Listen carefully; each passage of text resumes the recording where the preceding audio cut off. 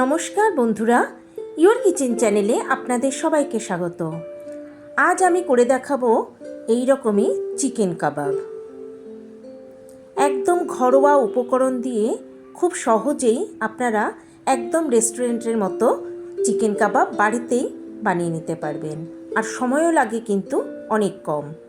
আর এই ভিডিওতে আমি আপনাদের দেখিয়েছি অনেক টিপস অ্যান্ড ট্রিক্স, যেগুলো ফলো করলে আপনাদের চিকেন কাবাব হবে একদম রেস্টুরেন্টের মতো, আর চিকেন কাবাব একটাও কিন্তু ভাজার সময় ভেঙেও যাবে না। নিয়েছি কিছুটা কুচিয়ে রাখা পেঁয়াজ, এর মধ্যে দিয়ে দিলাম 1 চামচ পরিমাণ নুন। এবার নুন দিয়ে পেঁয়াজটাকে খুব ভালো করে একবার মেখে নেব। পেঁয়াজটা এইভাবে মেখে নেওয়ার পর অন্তত 15 থেকে 20 মিনিটের জন্য এইভাবেই রেখে দেব। নিয়েছি কিছুটা বোনলেস চিকেন, খুব ভালো করে ধুয়ে পরিষ্কার করে আর এটা জল ঝরিয়ে রেখেছি। একটা মিক্সার গ্রাইন্ডার জারের মধ্যে এবার সমস্ত চিকেনের পিসগুলো আমি দিয়ে দেব। এরই সঙ্গে এর মধ্যে দিয়ে দেব আদা বাটা, আর দিয়ে দেব কিছুটা রসুন বাটা। সমস্ত ইনগ্রেডিয়েন্টস বা উপকরণের সঠিক পরিমাপ সহ নাম আমি ডেসক্রিপশন বক্সে দিয়ে দিয়েছি। এবার এই সমস্ত কিছুর একটা মিহি পেস্ট তৈরি করে নেব। এই রকম একদম মিহি পেস্ট আমি তৈরি করে নিয়েছি।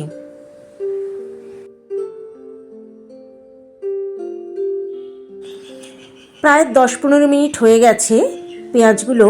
এবার আমি হাত দিয়ে এইভাবে খুব প্রেস করে এর যে এক্সট্রা রসটা আমি বের করে দেবো। এইভাবে যদি একটু রসটা বের করে দেওয়া যায় তাহলে চিকেন কাবাব বানানোর সময় ডোটাকে শক্ত করার জন্য আলাদা করে পাউরুটি বা অন্য কোনো জিনিস এর সঙ্গে মেশাতে লাগবে না। এই এতটা পরিমাণ রস বেরিয়েছে, এটা কিন্তু আলাদা রেখে দেব, অন্য কোনো রান্নাতে সেটা ব্যবহার করা যাবে। নিয়েছি একদম ফ্রেশ কিছুটা ধনেপাতা, আর নিয়েছি সামান্য পুদিনা পাতা। এবার একটা মিক্সার গ্রাইন্ডার জারের মধ্যে দিয়ে দিলাম পেঁয়াজগুলো, আর দিয়ে দেব এরই সঙ্গে দিয়ে দিলাম ধনেপাতা আর পুদিনা পাতা। এর সঙ্গে দিয়ে দিলাম 4টে কাঁচা লঙ্কা। আপনারা যদি ঝাল বেশি পছন্দ করেন তাহলে লঙ্কার পরিমাণ বাড়িয়ে দেবেন। এবার এগুলো একটু পেস্ট করে নেব, তবে একদম মিহি পেস্ট কিন্তু বানাবো না। দেখতেই পাচ্ছেন এগুলোর কিন্তু একদম মিহি পেস্ট আমি বানাইনি।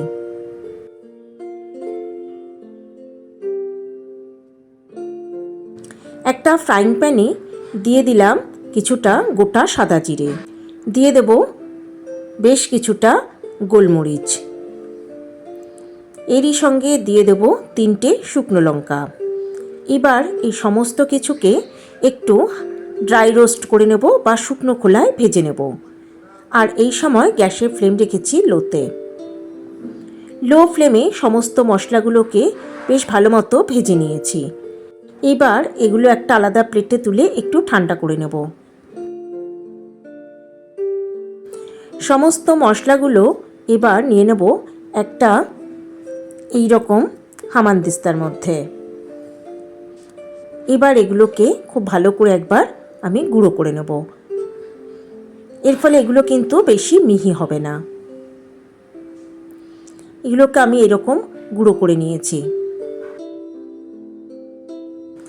আদা আর রসুন বাটা দিয়ে চিকেনের যে পেস্ট তৈরি করে নিয়েছিলাম সেটা নিয়ে নিয়েছি একটা বেশ বড় পাত্রের মধ্যে। এবার যে কাঁচা লঙ্কা, ধনেপাতা, পুদিনা পাতা আর পেঁয়াজ বেটে রেখেছিলাম সেটাকে এইভাবে একটু প্রেস করলে এর যে এক্সট্রা জল বা রসটা বের করে দেবো। এবার বাকি অংশটা আমি ওই চিকেনের মধ্যে দিয়ে দিলাম। এবার এর মধ্যে দিয়ে দিলাম সামান্য একটু লঙ্কার গুঁড়ো, এরই সঙ্গে এর মধ্যে দিয়ে দেব কিছুটা লেবুর রস, দিয়ে দেব পরিমাণ মতো নুন। এবার এর মধ্যে দিয়ে দেব যে ভাজা মশলা তৈরি করেছিলাম সেটা থেকে 2 চামচের মতো এখানে দিয়ে দিলাম। আর দিয়ে দেব কিছুটা কাশ্মীরি লঙ্কার গুঁড়ো, দিয়ে দেব 1 চামচ বাটার।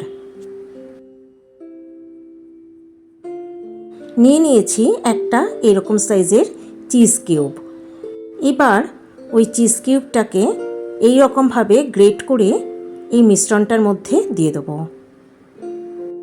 একটু চিজ দিলে তাহলে ওই চিকেন কাবাবটার টেস্টটা কিন্তু খুব ভালো হয়, আর ওটা কিন্তু ভেতর থেকে একটু বেশ নরমও হয়। এবার এই সমস্ত কিছু খুব ভালো করে মেখে নিতে হবে। একটু সময় দিয়ে খুব ভালো করে এই সমস্ত মিশ্রণটা মেখে নিলে তাহলে কিন্তু কাবাবটা খেতেও যেমন ভালো হবে আর সেটা কিন্তু বেশ ভেতর থেকে নরমও হবে। খুব ভালো করে সমস্ত ডোটা মেখে নিয়েছি। কাবাব বানানোর জন্য স্টিক বা স্কিওয়ার না থাকলে এই রকম একটা পেন্সিল নিয়ে নিন। হাতে একটু তেল ভালো করে মাখিয়ে নিন, আর পেন্সিলের মধ্যেও একটু তেল মাখিয়ে নিন। এবার এই ডো থেকে বেশ কিছুটা অংশ নিয়ে এবার একটু হাত দিয়ে গোল করে নিন। তারপর এইভাবে আপনারা পেন্সিলের গায়ে এইভাবে লাগিয়ে লাগিয়ে সুন্দর করে আস্তে আস্তে ঘুরিয়ে ঘুরিয়ে একটা কাবাবের শেপ দিয়ে নিন। আমি একটা কাবাব তৈরি করে নিয়েছি, দেখতেই পাচ্ছেন। এভাবে একটা কাবাব আমি তৈরি করে নিলাম। হাত দিয়ে একটু শেপটা ঠিক করে নিলাম। এবার আমি আর এক রকমভাবে আমি আপনাদের দেখিয়ে দিচ্ছি। আপনারা এই রকমভাবেও আপনারা কাবাব তৈরি করে নিতে পারেন। হাত দিয়ে একটু গোল করে অল্প একটু প্রেস করে দেবেন, আর সাইডটাকে একটু সমান করে দিলাম। খুব বেশি পাতলাও করব না, খুব বেশি মোটাও করব না, কারণ এগুলো অল্প তেলেই ভাজতে হবে। এই রকম থিকনেস রাখলেই হবে। তাই এইভাবে গোল করেও বানানো যায়, কিংবা পেন্সিলের মধ্যে দিয়ে এইভাবে এই রকম শেপ দিয়েও আপনারা চিকেন কাবাব তৈরি করে নিতে পারবেন। আমি 2 রকমই চিকেন কাবাব তৈরি করে নিয়েছি। এবার এগুলোকে ভেজে নেওয়ার পালা।